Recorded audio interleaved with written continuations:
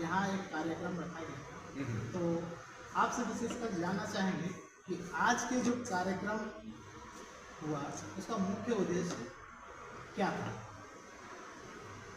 आज मां आकर्षणी खरसुआ में ग्राम सभाओं के संयुक्त तत्वावधान में सरायकला खरसुआ के अंतर्गत 127 ग्राम सभाओं का संयुक्त तत्वावधान में पी पेशा के अकॉर्डिंग्स नियमावली कैसी बननी चाहिए स्वशासी जिला परिषद पर, उस पर प्रशिक्षण कार्यक्रम का आयोजन किया गया।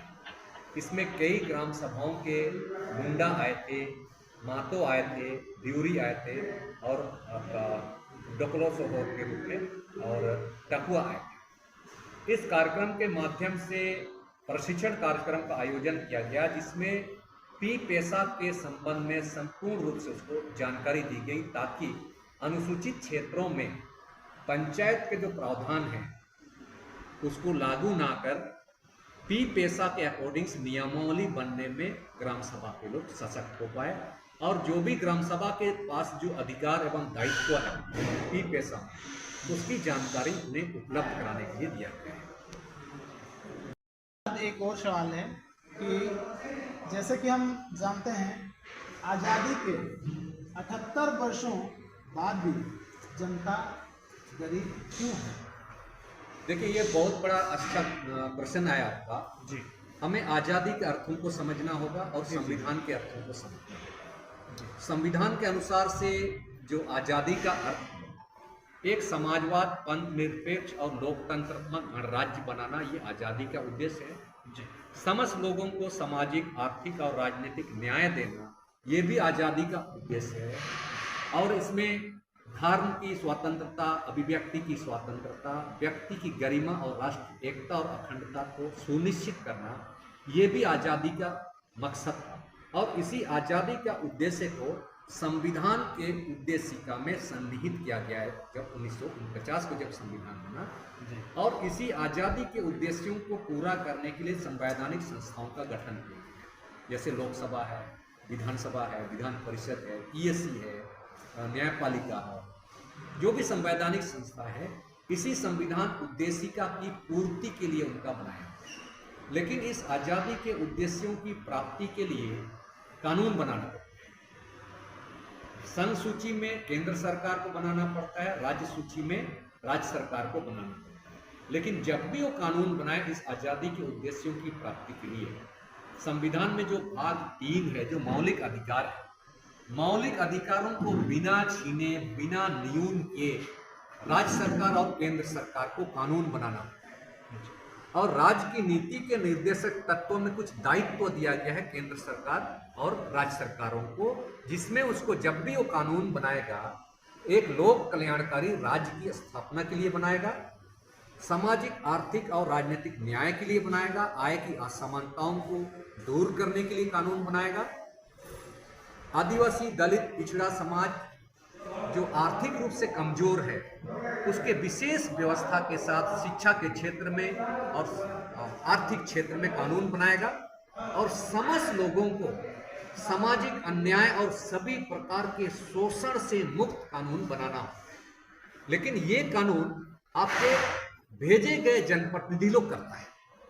लोकसभा में जिसको आप चुन के भेजते हो और विधानसभा में जो जिस प्रतिनिधि को आप चुन के भेजते हो, यही कानून बनाता है विधानमंडल के माध्यम से और संसद के माध्यम से। जो आपने कहा है 78 ईयर्स गरीब क्यों, आपके सांसदों ने 1952 के बाद जो भी चुन के भेजा, या बिहार अविभाजित बिहार के समय यहाँ से जिनको भी चुन के भेजा, या झारखंड बनने के बाद जिसको भी आप सबों ने ग्राम सभाओं के सदस्य होने के नाते आप सबों ने भेजा, लेकिन उन्होंने कभी भी इन संविधान के उपबंधों के अनुसार नियम नहीं बनाया। जिसको भी आपने भेजा वो उतना योग्य नहीं था, संविधान के जानकार नहीं थे, वो पक्षपात किए उन्होंने।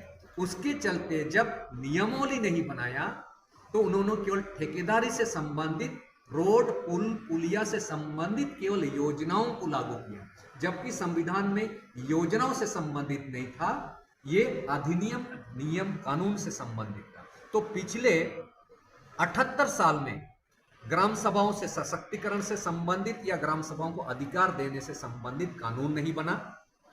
माइंस और मिनरल्स एक्ट में जो रैयती जमीन के अंदर जो खनिज है, ग्राम सभाओं को उस खनिज पर दोहन करने और बेचने का अधिकार पर कानून नहीं बना।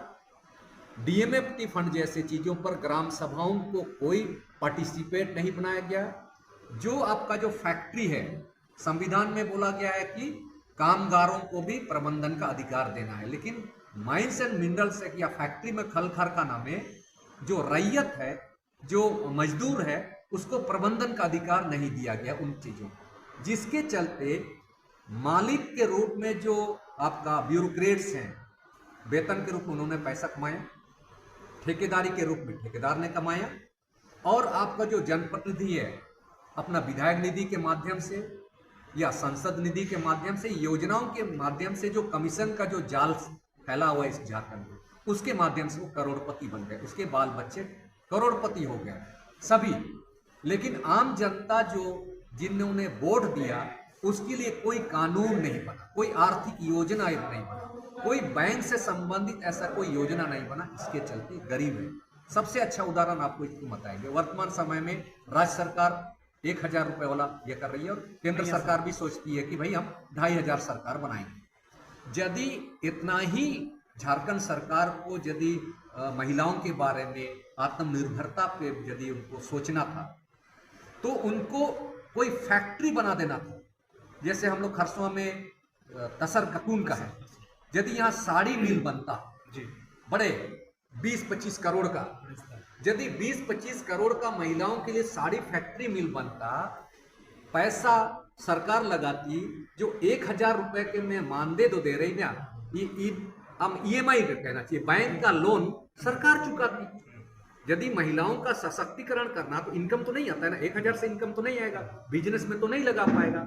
बिजनेस अपॉर्चुनिटी लगाने के लिए सरकार को चाहिए था कि महिलाओं के लिए कुछ ना कुछ फैक्ट्री लगाना था, माइंस लगाना था, क्योंकि यदि आप 1,000 दे रहे हो तो सामूहिक रूप से आप EMI आप दीजिए महिलाओं के लिए, या तो केंद्र सरकार भी बोलो मैं 2,500 प्रति मई, मान 1,000 लोगों को दे रहे हो, उसमें रोजगार 1,000 लोगों के अनुसार 2,000 रुपए दोगे तो कम से कम 10-20 लाख होगा, तो 10-20 लाख EMI डाल दीजिए उसके लिए।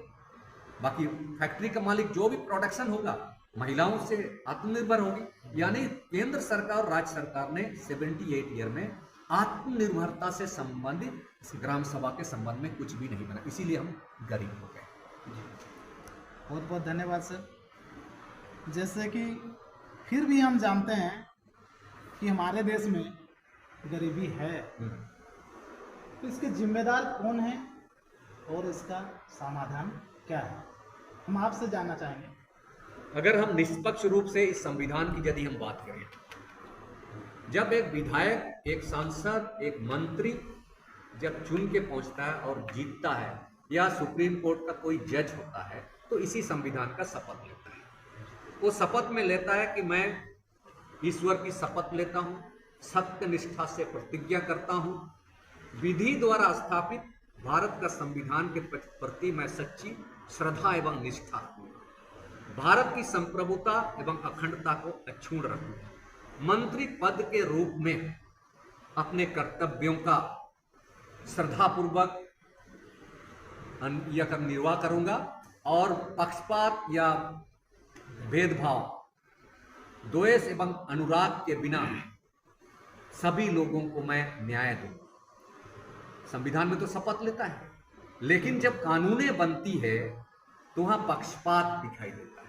यानी आपके, जिनको आपने चुन के भेजा, संविधान को शपथ लिया लेकिन संविधान को पढ़ा ही नहीं, पढ़ने नहीं के चलते, यानी आपने अयोग्य जनप्रतिनिधियों को चुन के भेजा। गरीबी का कारण ये है, सबसे बड़ा कारण है कि गरीबी का जितना कारण जनप्रतिनिधि है, उतना ही कारण आम जनता जो चुनकर जो भेजे, मतदाता रुपए, पैसे, हणिया, दारू, डेक्ची, बर्तन, 500 रुपए, 1,000 रुपए, 1,000 रुपए, 5,000 रुपए, इसी रुपए के आधार पर अयोग्य लोगों को चुन के भेज रहा है। उसके चलते कानून नहीं बन रहा है। इसका समाधान एक ही है कि आप जनप्रतिनिधियों को वैसा चुन के भेजो जो संविधान को जानता है, विधानसभा में उस समाज के हक अधिकारों को, मौलिक अधिकारों को समझने वाला, और यदि कोई कानून यदि वहां पर ड्राफ्टिंग को करके आता है ब्यूरोक्रेट्स के माध्यम से,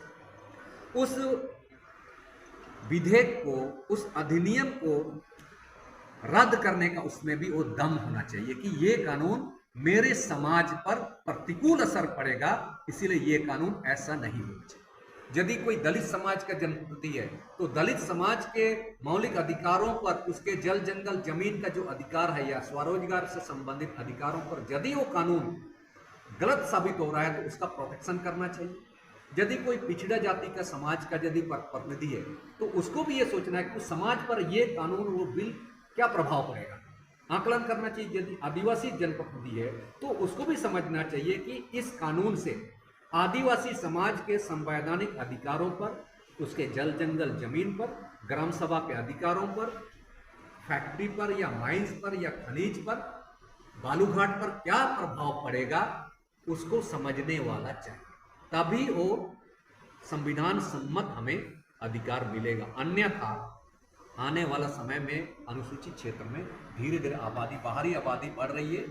शांति और सुशासन व्यवस्था, जैसे आज से 30-40 साल पहले आदिवासी मूलवासी में कोई भेदभाव नहीं, सभी मिलकर रहते थे, लेकिन राजनीतिक दल और सत्ता के लालच में आज इतनी दूरियां बन गई। इस दूरियों को मिटाया जा सकता है बशर्ते कि योग्य उम्मीदवार को चुना जाए। बहस करने वाला जानकार आदमी को अंतिम में इतना ही कहेंगे, संविधान सभा में डॉक्टर भीमराव अंबेडकर और आपका राजेंद्र प्रसाद ने चेतावनी दिया था देशवासियों को। डॉक्टर राजेंद्र प्रसाद ने चेतावना पूर्वक कहा था, जिन लोगों को चुनकर भेजा जाए कोई योग्य, ईमानदार और चरित्रवान नहीं हुए तो सर्वोत्तम संविधान भी दोषपूर्ण साबित होगा। इसके विपरीत यदि उन लोगों को चुनकर भेजा जाए जो योग्य, ईमानदार और चरित्रवान हुआ तो खराब संविधान भी सर्वोत्तम सिद्ध होगा। यदि इनमें उन गुणों का अभाव हुआ तो संविधान भी देशवासियों की कोई मदद नहीं कर सकता है, क्योंकि संविधान एक निर्जीव वस्तु के समान है। इसमें प्राणों का संचार एवं नियंत्रण उन व्यक्तियों के द्वारा होता है जिनको चुनकर भेजा जाता है। यदि राजनीतिक दल अपने पंथ को देश से ऊपर रखेंगे, अपने संविधान से ऊपर रखेंगे और अपना सत्ता के लिए वोट को कैप्चर करने का बात रखेंगे तो देशवासियों की आज़ादी एक बार फिर खतरे में पड़ेगी, संभवतया हमेशा के लिए खत्म।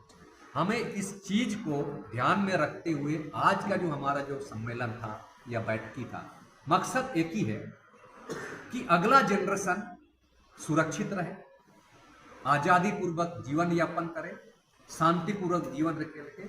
इसके लिए मतदाताओं को जागरूक करना, संविधान के प्रति अवगत कराना कि ताकि आने वाले विधानसभा चुनाव में या 5 साल के बाद कहीं यदि लोकसभा का चुनाव होता है तो योग्य उम्मीदवारों को ही चुने, संविधान के जानकार को ही चुने, क्योंकि विकास की परिभाषा या विकास के लिए नेताओं को नहीं चुन करके भेजा जाता है। संविधान के उपबंधों के अनुसार कानून बनाने के लिए जनप्रतिनिधियों को चुनकर भेजा जाता है, ना कि विकास के लिए।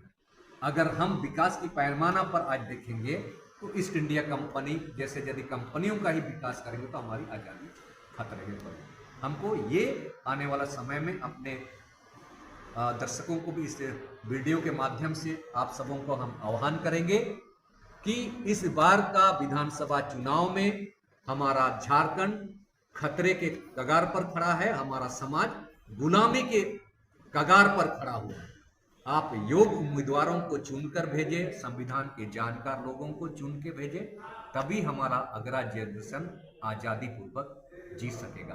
अन्यथा 20-25 साल के अंदर में बाहरी आबादी आएंगे और हम विधायिका, कार्यपालिका और न्यायपालिका जैसे तीनों संवैधानिक संस्थाओं से बेदखल हो जाएंगे।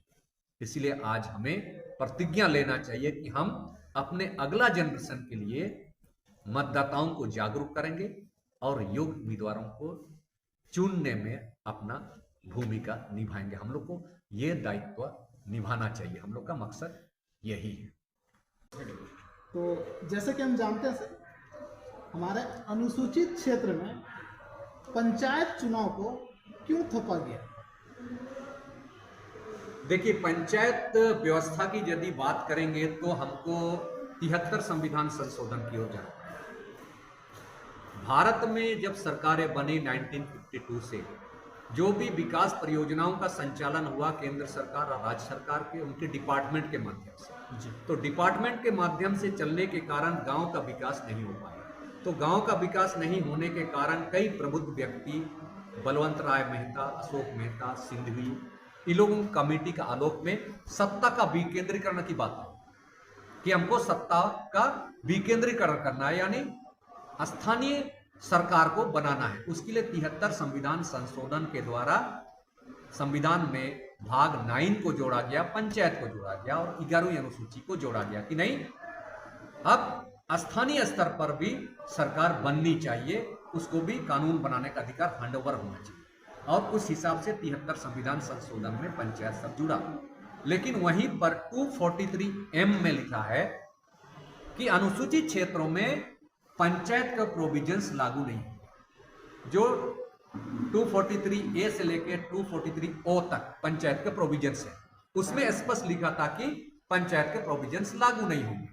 लेकिन आगे लिखा था 243M का सब क्लोज 4 में कि यदि संसद यदि चाहे तो अनुसूचित क्षेत्रों में अपवादों और उपांतरणों के अधीन रहते हुए कानून बनाएगी और पंचायत के प्रावधानों से मिलता जुलता अपवाद और उपांतरणों के अधीन सामाजिक परंपराओं के अनुसार वहां व्यवस्था बनेगा। इसी के आलोक में पी पेशा बनता है। पी पेशा पंचायत उपवन अनुसूचित क्षेत्रों पर विस्तार अधिनियम 1996, ये केंद्रीय कानून है। इस केंद्रीय कानून होने के चलते अनुसूचित क्षेत्र में पंचायत राज अधिनियम लागू होगा। ये लागू होगा। तो झारखंड में अनुसूचित क्षेत्र है अभी 12 जिला, तो 12 जिला में क्योंकि पी पेशा लागू है, केंद्रीय कानून है, केंद्रीय कानून होने के चलते संविधान का 254 इसमें यह कहता है कि विधानमंडल का कोई कानून और संसद का कानून यदि एक ही विषय पर कोई कानून बनाता है तो केंद्र का कानून लागू हो जाएगा। इसके चलते हमारा शेड्यूल एरिया में ये लागू हो।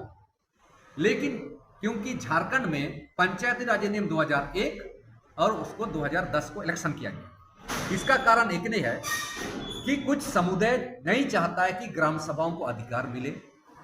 मुंडा मानकी माझी परगना महतो व्यवस्था, जो ग्राम स्वशासन व्यवस्था जो रूढ़ी प्रथा पर आधारित है, इसको 11वीं अनुसूची पर काम करने का अधिकार मिले, स्वतंत्रता का अधिकार मिले, जल जंगल जमीन पर अधिकार मिले, माइनिंग पर अधिकार मिले, वो नहीं चाहता।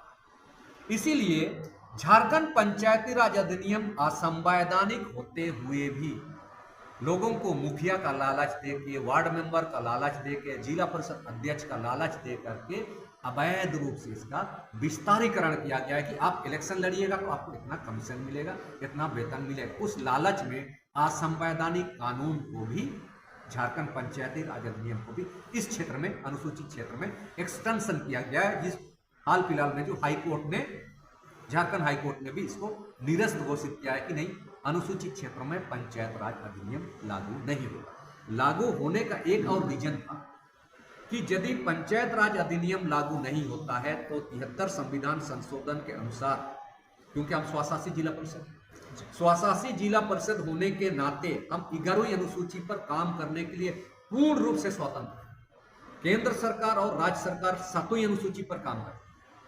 राज्य सरकार स्पेशल 7वीं अनुसूची के राज्य सूची में 67 सब्जेक्ट है और समवर्ती सूची में 47 सब्जेक्ट है, इसी पर काम करेंगे। और राज्य सरकार और केंद्र सरकार संसूची पर काम करती है, लेकिन स्थानीय सरकार 11वीं अनुसूची पर काम करती है। 11वीं अनुसूची पर 29 विषय है। राज्य सरकार नहीं चाहती है कि उसका जो बजट है वो बजट पंचायती सरकार या लोकल गवर्नमेंट को मिले, स्थानीय स्वशासन को मिले, वो सशक्त होगा। कृषि के क्षेत्र में, पशुपालन के क्षेत्र में, बाजार के क्षेत्र में, गरीबी उन्मूलन के क्षेत्र में या सामाजिक और जो भी कल्याणकारी योजना है, हैंडओवर हो जाएगा आपका पंचायत यानी ग्राम सभाओं को। वो नहीं चाहती थी आपका राज्य सरकार। राज्य सरकार इसीलिए भी नहीं चाहती थी क्योंकि यदि सक्षम होगा ग्राम सभा, बालूघाट के मामले में, माइनिंग एक्ट में कहीं कहीं ग्राम सभा सशक्त हो जाएगा तो माइनिंग के लिए जमीन अधिग्रहण नहीं हो पाएगा, ग्राम सभा सशक्त हो जाएगा।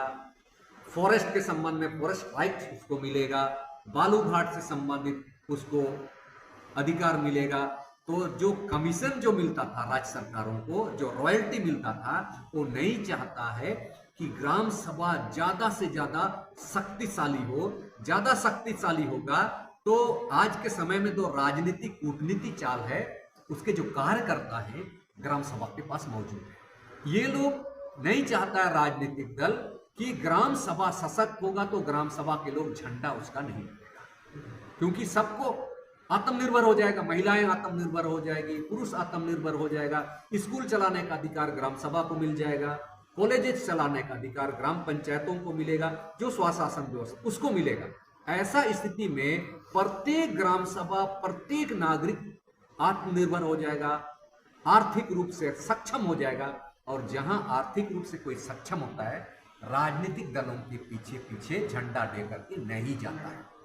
और यही राजनीतिक दल नहीं चाहता है कि गांव के लोग अमीर हो, शोषित होने से बचे। इसीलिए वो इस प्रकार के नियम कानूनों को बनाता है, योजनाओं को चलता है, लेकिन आपको आत्मनिर्भर होने नहीं देता है, ताकि आप एक साधारण मतदाता के रूप में, राजाओं के काल में जैसे प्रजा होती थी, आप राजनीतिक दलों के कार्यकर्ता के रूप में जीवन पर्यंत उसका झंडा ढोते रहे। विधायक निधि के रूप में थोड़ा सा पैसा आपको दे देती है, कुछ टेंडर के रूप में कुछ स्कीम आपको देती है, लेकिन जीवन पर्यंत आपको उसी को जिताना है। और उनके बाल बच्चों को, उनके परिवारों को अमीर से अमीर बनाने के लिए वो लोग कूटनीति करता है, लेकिन हमको सक्षम नहीं है। यही कारण है पंचायत राज अधिनियम को घुसाने का। और ब्यूरोक्रेट्स भी चाहता है कि ग्राम सभा यदि सशक्त होगा तो जमीन अधिग्रहण हम नहीं कर पाएंगे, लैंड बैंक हम नहीं बना पाएंगे, जो फैक्ट्री लगेगा हम फैक्ट्री भी उतना आसानी से नहीं लगा पाएंगे, क्योंकि ग्राम सभा बीच में खड़ा हो जाए। ये कूटनीति साजिश के चलते हमारा जो पंचायत राज अधिनियम है, या बाकी जो लैंड एक्विजिशन एक्ट है, या लैंड बैंक अभी जो चल रहा है, या जमीनों का जो हस्तांतरण हुआ 1913 में, सेटलमेंट में कुछ और नाम था, 1964 का, 1961 का सेटलमेंट में कुछ और नाम।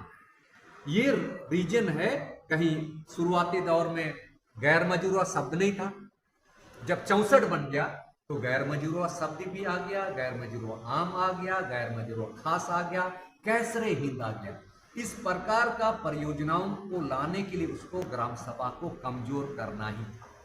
इसीलिए वो ग्राम सभा को कमजोर कर रहा है, सशक्त नहीं होने दे रहा है। लेकिन आज यदि हमको अपना ग्राम सभा को सशक्त करना है तो इस प्रकार के पॉलिसीज के में हमको विरोध करना पड़ेगा संवैधानिक तरीके से, और जागरूक करना पड़ेगा। अन्यथा हमेशा हमेशा के लिए ग्राम सभा खत्म हो जाएगा। और यदि ग्राम सभा खत्म हो गया तो आपका जो जमीन है उसका आप प्रोटेक्शन नहीं कर पाएंगे। अंतिम में इतना ही ग्राम सभा का अध्यक्षों, ग्राम प्रधानों से मेरा आग्रह करूंगा, आप ग्राम सभा एक जुडिशियल एरिया, एक ग्राम सभा उस सीमा के अंतर्गत जो कुछ भी है ग्राम सभा, उसमें राज्य सरकार या केंद्र सरकार 1 इंच जमीन नहीं है यदि वो शेड्यूल एरिया में रहता है, क्योंकि उसका जुडिशियल एरिया, क्योंकि उस गांव को उसके पूर्वजों ने बसाया। उस समय तो सरकारें नहीं थी, लेकिन सरकार चाह रही है कि हम बाहरी लोगों को बसाएं और वहां का माइंस एंड मिनरल्स पर कब्जा करें, उस ग्राम सभा के अधिकारों पर हम शासन करें, ये चाहता है। इसीलिए हमको इन चीज़ों को समझना चाहिए। आज 78 ईयर हो गया संविधान की, हम लोग शपथ लेना चाहिए और संविधान अच्छा से पढ़ना चाहिए, क्योंकि हमारा अगला जनरेशन हमारा शोषित ना हो, संविधान प्रदत्त में अधिकार मिले हुए। अगर हम इसी प्रकार के आपस में लड़ते रहे तो ये तो वही वाली बात आ गई, 2 बिल्लियां हैं, बीच में यदि कोई बंदर है तो सारी मछलियां खा जाएगा और दोनों को कुछ नहीं मिलेगा। ये हमारी स्थिति। इसलिए आदिवासी, मूलवासी, खुटखटीदार रैयत, आप एकजुट होइए, भाषा, धर्म, जाति से आप दूर रहिए, आप केवल अपना संवैधानिक अधिकारों को बचाइए, बाहर के लोगों को आप प्रोटेक्शन कीजिए, उन्हें घुसने से बचाइए, तभी आपका अगला जनरेशन स्वतंत्र पूर्वक और गरिमामय जीवन जिएगा। अन्यथा हम गुलामी की ओर जाएंगे, और उससे बेटर है कि गुलामी होने से बेटर है हम अपनी आज़ादी को बनाए रखें। गुलामी से मुक्त होना बहुत मुश्किल है, लेकिन आज़ादी को बनाए रखना उतनी कठिनाई नहीं है। इसलिए हमको अपनी इस आज़ादी को, अनुसूचित क्षेत्र को हमको बचाना चाहिए, और जो भी संवैधानिक प्रोविजंस है हमारा, जैसे पेशा कानून, उसके अनुसार स्वशासी जिला परिषद के अनुसार यदि कानून नहीं बनती है राज्य सरकार का, झारखंड पंचायत राज अधिनियम को थोपने का काम करती है, तो जिला स्तर पर इमीडिएट उसका विरोध होना चाहिए, राज्यपाल तक चिट्ठी जाना चाहिए, आवेदन जाना चाहिए कि ये कानून 5वीं अनुसूची यानी ग्राम सभा या आपका सामाजिक परंपराओं रीति रिवाजों के अनुसार ये झारखंड पंचायती राज अधिनियम नहीं है। पेशा कानून तो बोलता है सामाजिक परंपराओं रीति रिवाजों के अनुसार विवाद निपटान का पारंपरिक व्यवस्था के अनुसार होना चाहिए, लेकिन ये पंचायत राज अधिनियम उसका उल्लंघन करता है। हमको इसका विरोध करना चाहिए। सबको जोहार।